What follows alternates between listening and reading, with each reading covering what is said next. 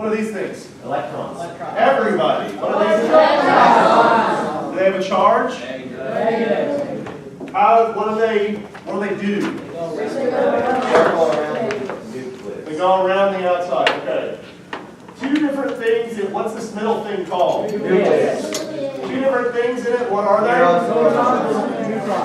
Neutrons. Do they have a charge? No. They're neutral. That's why they're called neutrons. Protons. Do they have a charge? Yes. Positive. If I have 3 protons, how many electrons should I expect to have? 3. Wow, holy cow. Where is most of the mass of the atom found by far? Most of the mass is in the empty space. Where's most of the mass? Nucleus. Electrons hardly weigh anything. Yesterday, Mr. House said something like 1/1800. Okay, so very little. Okay, so, good.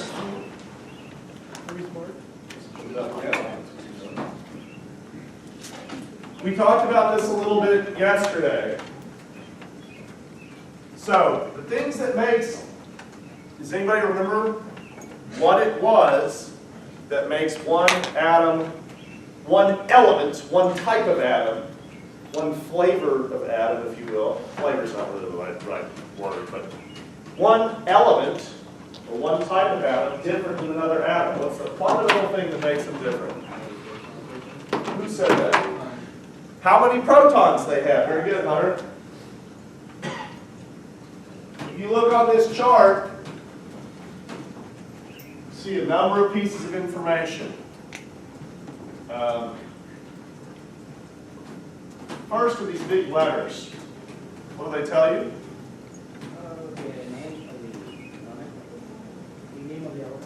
It's called the atomic symbol, which is a symbol for the name of the element.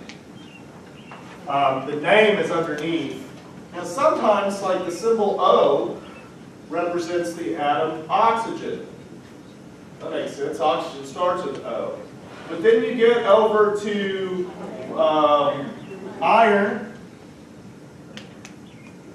which is Fe, or gold, which is Au, or silver, which is Ag. What's up with that?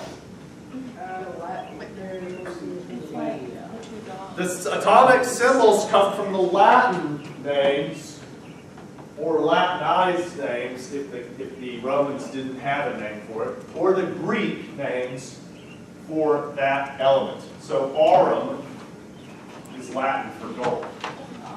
Okay? Cuperinium is copper. Okay? And ferrum, or ferrum, I think, was iron. Okay? So the symbols come from Latin or Greek. Go back to that traditional science thing of using Latin and Greek. There's a number at the top left-hand corner of each one. What's that number mean? Number of protons. Number of protons. Okay? Also, if we make a basic assumption, it's also the number of what? Neutrons. No. Electrons. Protons and electrons we say are equal. In practice, it turns out that they're not always equal. Okay? But we generally say that they're equal. And the reason is that every proton has a +1 charge, and every electron has a -1 charge. And what do opposite charges do? Attract. Okay? So for every +1, it'll attract the -1. If I have +3 and -3, and I put them together, what do I get? 0. So an atom that has 3 protons and has 3 electrons has a 0 charge, which means that, is it going to attract stuff? Does it have a charge? No, so the atom itself is neutral. Okay? Now there are different things that go on with the electrons that cause this to not quite work out this way every time, but we'll talk about that when we get to chemistry. This other number, called the atomic weight,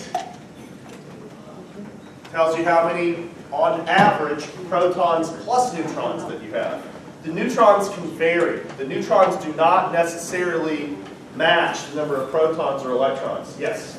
How should if you put like everything together? Well, what do you mean? Like every of those symbols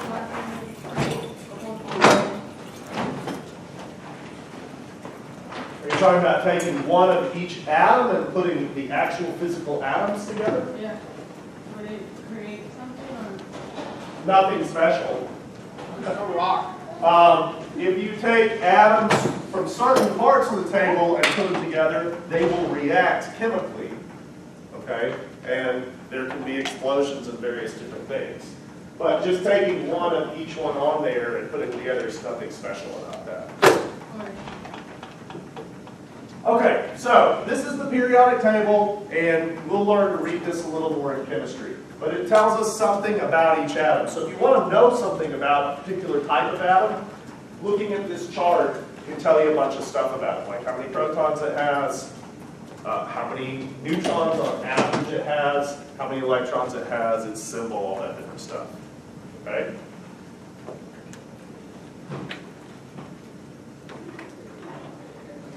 So,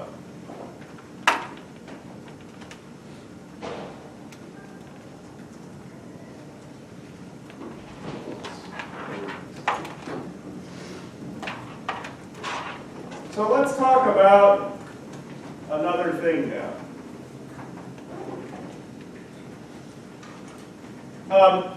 So first of all, the nucleus has the mass of the atom. And what do we usually say mass is a measure of? What do I say usually? What's mass a measure of? If I measure the mass of this chair, what am I measuring? How much space? Nope.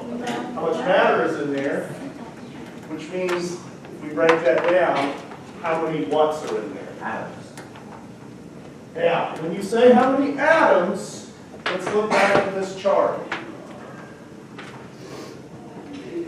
If it had 500 hydrogen atoms, which has one proton, or it had 500 gold atoms, each gold atom has 47 protons, would there be the same amount of matter in 500 hydrogen atoms on this side and 500 gold atoms on this side? Would it be the same mass?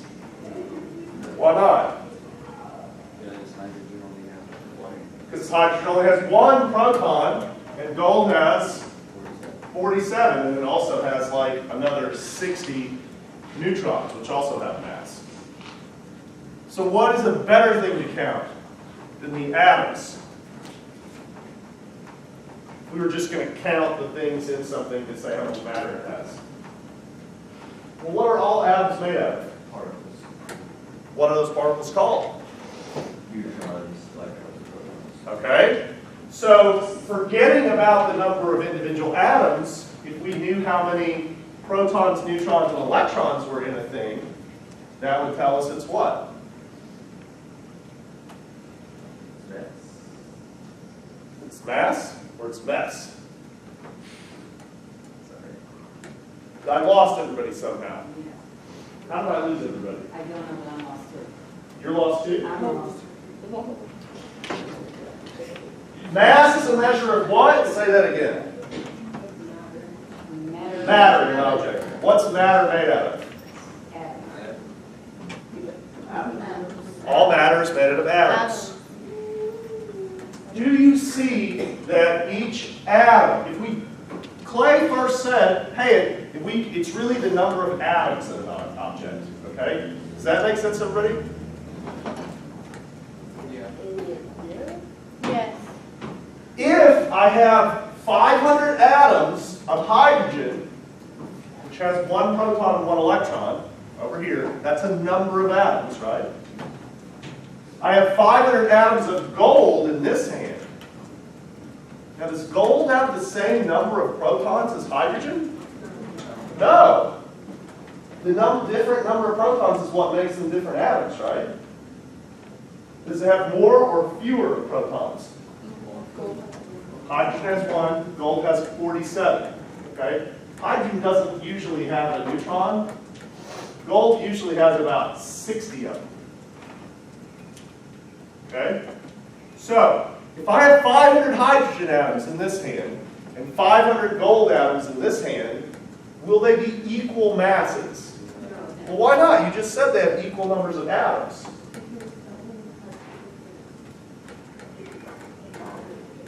Because it has what? Gold has more protons, neutrons, and electrons. So counting up the atoms doesn't do us any good. But what could we count? Got it now? Okay. Does everybody have that now? I don't. Yes, Jay? Yes. Okay, tell me how it works. Because, wait, what exactly? You want me to talk? I mean, like, I get it, but what if you want me to tell you? If I want to know the mass of something, what am I really measuring? The number of what in it? Like the protons, neutrons, and electrons. Why doesn't it work to just measure the number of atoms? Because, Or atoms? It because, was a joke on your last name. okay. Because hydrogen doesn't usually have neutrons, but gold does. So like It's not just the neutrons, it's also the... the protons, yeah. And Okay. so you can't. It's not exactly accurate if you say just atoms because they don't. Two different atoms might have different what? Right, different amounts of or different things in them. Like, Yeah, different amounts of mass, okay? So when we measure the mass of something, catch up? When we measure the mass of something, we're measuring the total number of protons, neutrons, and electrons in it. Does that make sense? And most things are made up of lots of different kinds, several different kinds of atoms anyway. So since atoms are different sizes, it doesn't do us any good to just tell, hey, it's this many atoms. Okay, does that make sense? Sure. Okay. All right. Your pause? Yes, so let's go back and look at your notes, and let me show you what I've done while he was explaining this. So I went back in my notes where I had talked about matter being made of all atoms, and I added in what he was saying in that box. Because to me, it connected to what had been said yesterday. Now, you could certainly add it at the bottom. That's perfectly fine. But to have really effective notes, part of it is that you recognize when things go together, when it's talking about the same content, and you go back in your notes and add in things that might get said later, or if you're reading and taking notes from reading, many times an author will mention something, they'll give a foreshadowing of it, you might put that in your notes, and then later in the article, they will give you more details. So you would want to go back to where the foreshadowing was to put in all of the details. Notes do not, and probably should not, be chronological.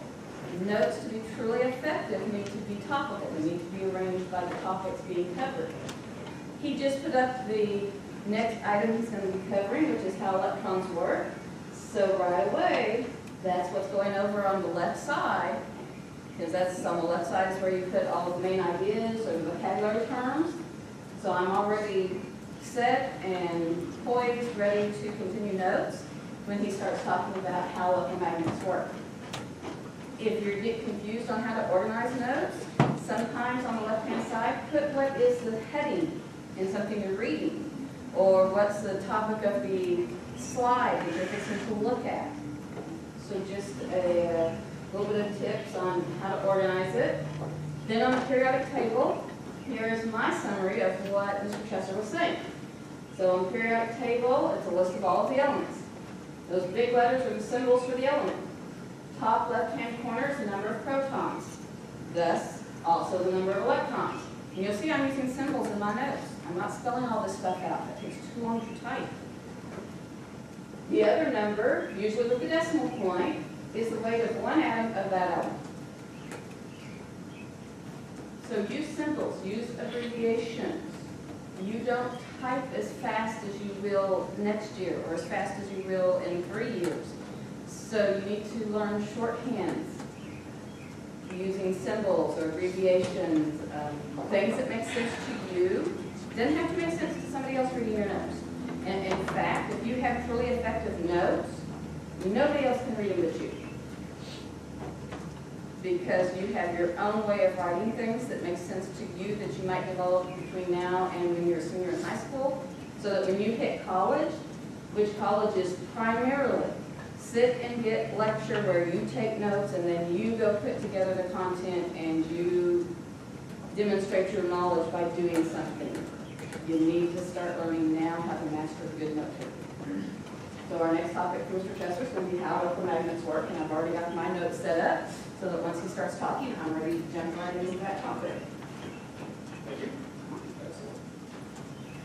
you. And just real quickly, before we actually get to electromagnets, pull something else up.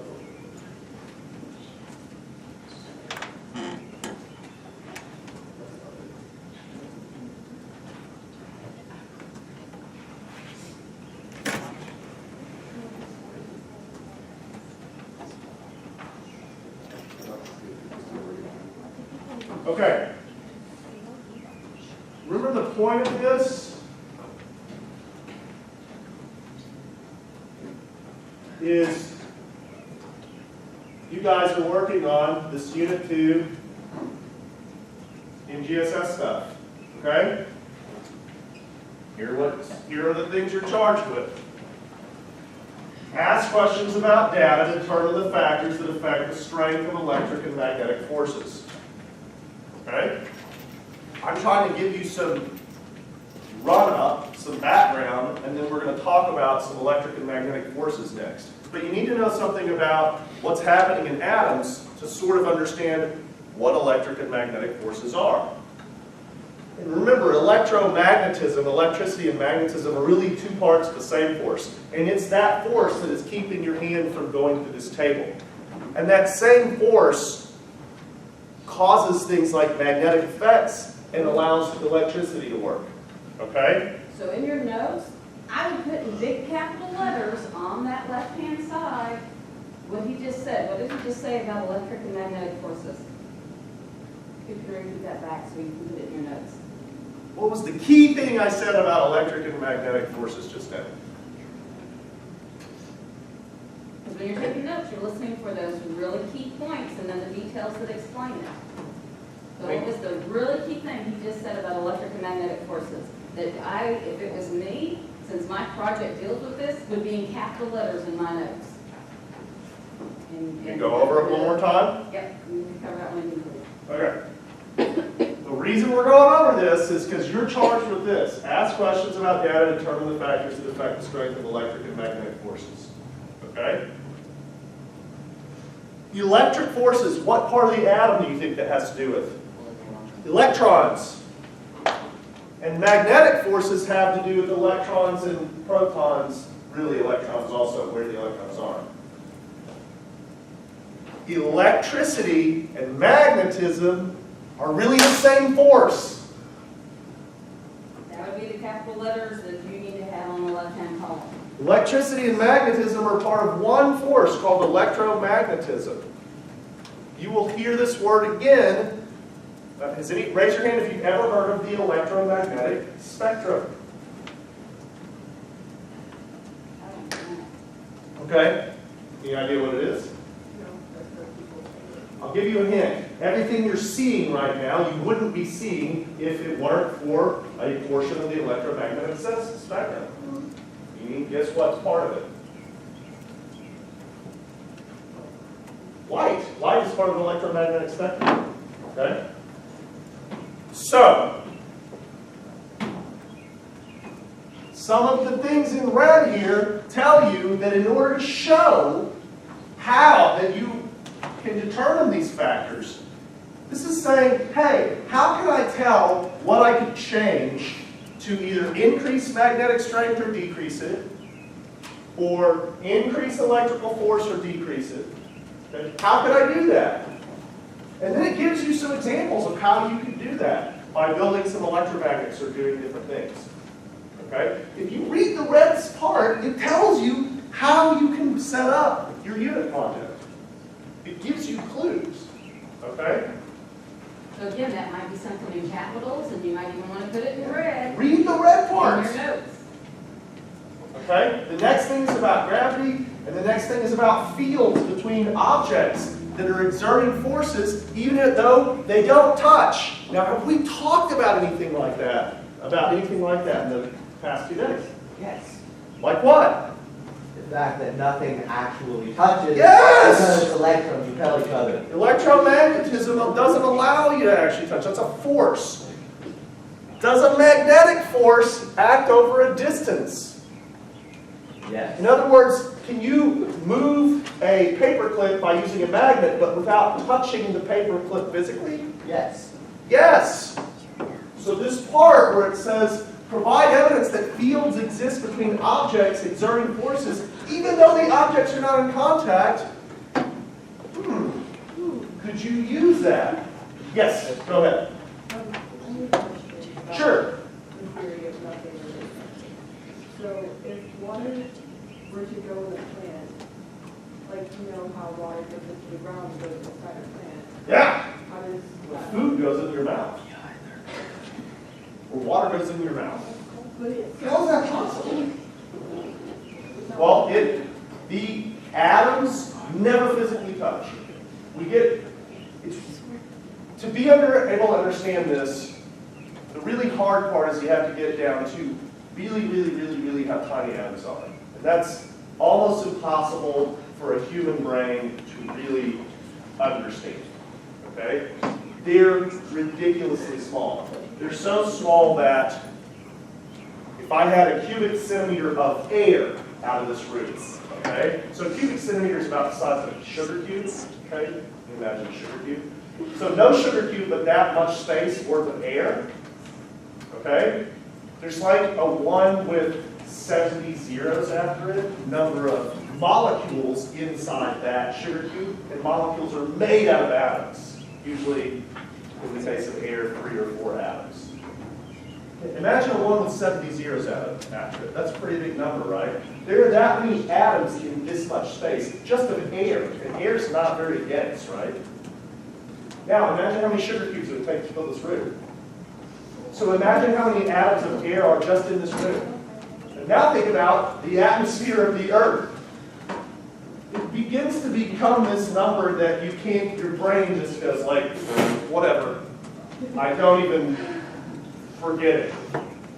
Okay? It's numbers that our brains aren't really good at dealing with. Okay? They are super tiny. Okay? When you get down to thinking about them being that tiny, and then when you think about how much distance there's between the nucleus and the electrons, right? They're mostly empty space. Even though you feel the table, okay, the atoms never actually bump up against each other. And it comes back to, remember, take 2 magnets and you put North Pole to North Pole, and you can they won't go together, right? If they're real strong, you can't even push them together. You can feel the force, right? Imagine, would there be a way maybe if you arranged magnets just right, North Pole's over here and South Pole's, that you could like make that magnet float inside that field of force? Maybe? That's what's happening with the water going inside the plant. It's never actually touching, it's being held by fields. Crazy, right? This is crazy. This should blow your mind. Okay? This is nutty, crazy stuff. The electrons, the subatomic particles, in no way act in the way you think things should work. Okay? They are astoundingly bizarre. Okay? Great question. Yes? So technically, whenever you're pushing on something or feel like you're touching it, or you Yeah. feel like the electron repel, or Yes! That's exactly what you're feeling. You're just feeling, imagine that magnetic force. It's the same force. You're just feeling that force. And the closer you get, that force gets really strong. So much so strong that if I take a knife and I jam it through the table, the knife never touches, the electrons of the knife never touch the electrons of the table. And how do you feel different textures? Yeah, that's what I said yesterday. That's what Because the force of those textures is in bumps, okay? Imagine I take a bunch of magnets and I arrange them farther apart and shorter distances, and I move a magnet across them. The force strength would be different depending on the distance to the magnets, right? The same thing is happening on textures. Yes? Then how does the atom have color? Like, Atoms don't have color. how does this have white? Oh, That's like a reflection. large groups of them together can interact with light to reflect color. Things get, again, really weird when you get down to an individual piece of light called a photon and an individual atom. But in large numbers of them, enough light gets reflected on average a certain direction that it gives something color. Okay? We could get into a different part of color right now, but we don't have time. Go ahead, Christian. So like, if nothing touches, how do like knives like cut you? Pushing your atoms Like outward. paper. Yeah. It's- If I jam a knife through this table, The atoms are going to split because the atoms are pushing the other atoms away. Go ahead, Kelly, you got it. So wait. If you like murder somebody, like stab them, You're not then actually you're not murdering. actually murdering them. Well, I didn't touch you them. totally are. Never touch it. I never But you didn't touched touch them. I love how your minds work, how you're immediate like, how can I use this to break the law in some way, and then claim that I'm not breaking the law. Right? Like the alcohol thing. So the first thing you're going to have to do is explain to the jury and get them to understand everything I'm trying to explain to you. And then even then, we could just change, you still affected somebody else's atoms in a very negative way. Negative way, get it? This Electrons are person is negative. arrested Kind of for an affecting understatement. somebody's Okay. atoms. It's very negative. Okay, so, Understatement of the year. when atoms, okay, because the electrons are moving around on the outside, the electrons are actually, this is not actually technically 100% how it works, but the electrons can basically be moved from atom to atom, okay? When a chemical reaction happens, it's because the electrons are doing something with each other, okay? All chemical reactions are about the electrons working together in some way. The electrons can be pushed through particular kinds of materials, usually metals, and we call those conductors. And when electrons flow through something, it creates a stronger magnetic field around it, okay? And if you wrap that substance in a coil, it produces an even stronger magnetic field. And if you wrap that coil around something that's iron or nickel or cobalt or will be affected by a magnet, it makes a really strong magnetic field. And this is how we build something called an electromagnet. Okay? And there's a diagram of one. This is all you need to build an electromagnet. A nail, some wire with shielding up, with insulator on the outside of I'm it. sorry. No, it's okay. I should have said that the other day. And a battery. Well, I'm going to build it tonight. And you can do experiments where you wrap 1 or 2 coils of wire around the nail and then try to pick up some staples. And then try wrapping more coils around it and see if it gets stronger or weaker or no change. Okay? Try that. This is really easy to build. Okay? And this should sound familiar because this is in those red words for NGSS number 3, verbatim, underneath it. Talks about Talks how about to do this this specifically. experiment. Okay? The more coils there are, Are you the increasing? farther the distance the electrons have to travel. This is not actually exactly it. The more ability there is to sort of amplify this field. And we're pretty actually rapidly getting into areas of physics which are frankly sort of like exactly how the magnets work is an actually really difficult area. Okay? And you And you don't have to know that part, okay? This is actually pretty upper level physics. What you need to experiment with is what happens as I change the number of coils, okay? Which you have a lab to turn in for unit 2 so that this can start making sense as you're looking at doing your project. Actually, we got to. This is what we'll start with tomorrow, okay? Can we do a lab for that? I think you have a virtual lab. You have a virtual lab on electromagnet. It's in Moodle. It's supposed to already be done. We spent a day where you were supposed to be doing labs last week. I don't know if we have time to do a physical lab this time, but they're pretty simple, as you can see. It's fine for you to do your own lab, and it's fine. What we want to move towards as you do these unit projects is you're creating your own labs to show this stuff, okay? That's the whole point.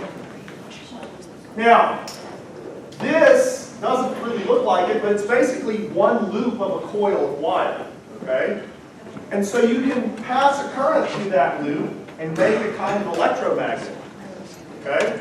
And that electromagnet has north and south poles, just like a regular magnet. And if you take regular magnets, you know, like permanent magnets, and arrange them just right, by putting electricity through this, you can cause this thing to spin around. And you've got a what? Think about that for tomorrow. Have a great day.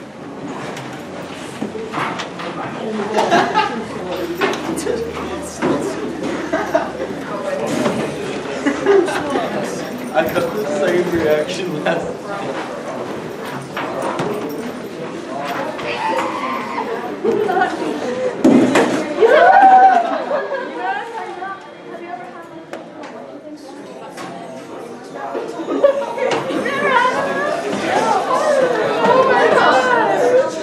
I've never even.